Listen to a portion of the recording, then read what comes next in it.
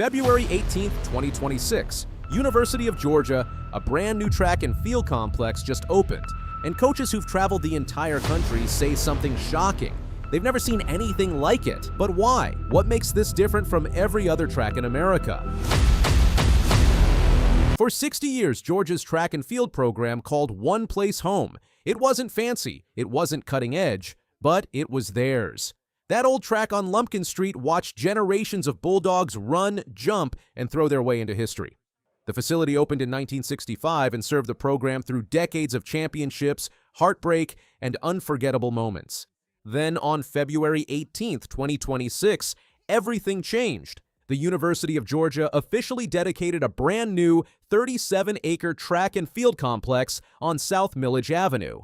This isn't just an upgrade. This is something the sport has literally never seen before. And the coaches who've spent their entire lives in track and field know it. Picture this. 3 Georgia track coaches walk together down the home stretch of the brand new Spec track.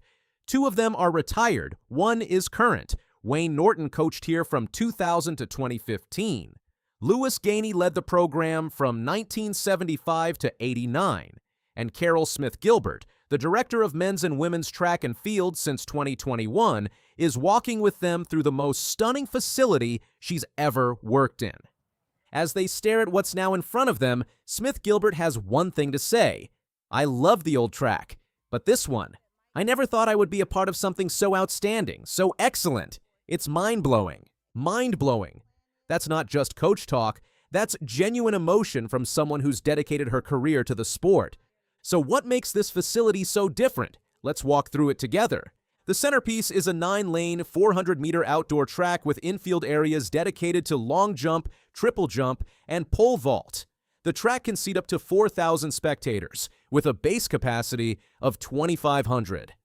But it's what surrounds the track that blows people away. There are 4 long and triple jump pits, 4 pole vault pits, a shot put arena designed like an amphitheater where you can actually sit and watch throwers compete in a way you've never seen before. The complex includes 2 shot put rings, 2 discus and hammer throw rings, and 4 javelin runways. According to officials, this is one of the premier throwing areas in the entire country. Underneath the grandstand, there's a 5-lane, 100-meter indoor warm-up track. Outside, along the backstretch, there's a 6-lane, 110-meter outdoor warm-up area. There's also a turf training field and a 110-meter training hill. The entire complex stretches across 37 acres and cost $59.8 million. This is world-class infrastructure designed for world-class athletes. Here's what separates good facilities from great ones: the details. The design team at Perkins & Will faced one crucial decision that most people never even think about. How do you align a track so the wind works for your athletes instead of against them? Think about it. If you're running the 100-meter sprint, every tenth of a second matters. A headwind can cost you a record. If you're a thrower hurling a javelin or shot put, the wind pushes back against everything you've practiced. Sprinters don't want to run against it during the 100 and 200-meter races. Distance runners don't want to fight it down the home stretch of the mile or 10,000 meters. So what did they do? Smith Gilbert conducted a year-long wind study to make sure they got the alignment exactly right. That kind of precision is what separates a nice facility from a place where records fall. Josh Brooks is Georgia's athletics director. He's also something else, a track dad and a former javelin thrower. Brooks has traveled the country to track meets in Sacramento, Eugene, Kansas, Jacksonville, and Charlotte. He's seen the best facilities America has to offer. And when you ask him about this new track, he doesn't mince words.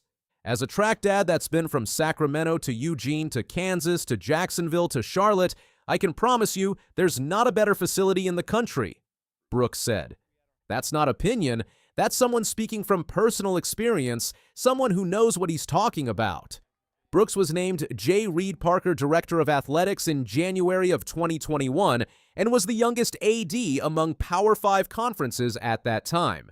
He threw javelin in high school himself and has a son who competes in track at the national level. When Brooks says this is the best, people listen. The facility honors someone who left a permanent mark on American track and field history. Forrest Spec Towns was a 1936 Olympic gold medalist who later became a Hall of Fame coach at Georgia. He didn't just run here, he coached here. He built a legacy here. Now, 71 years after the original Spectown's track opened in 1965, his name adorns a facility that matches his legendary status. Kayla Jackson is a current Georgia sprinter. She's a 10-time scoring All-American. She's also someone who understands what this facility means to her generation of athletes.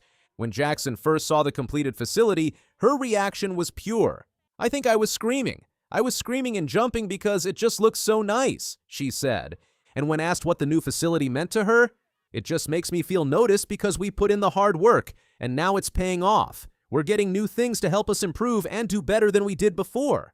That's the heart of what this project is really about. It's not just concrete and metal. It's showing your athletes that you believe in them, that their work matters, that they deserve the best. Georgia's track and field program isn't new to success. The women's team won the National Outdoor Championship last spring.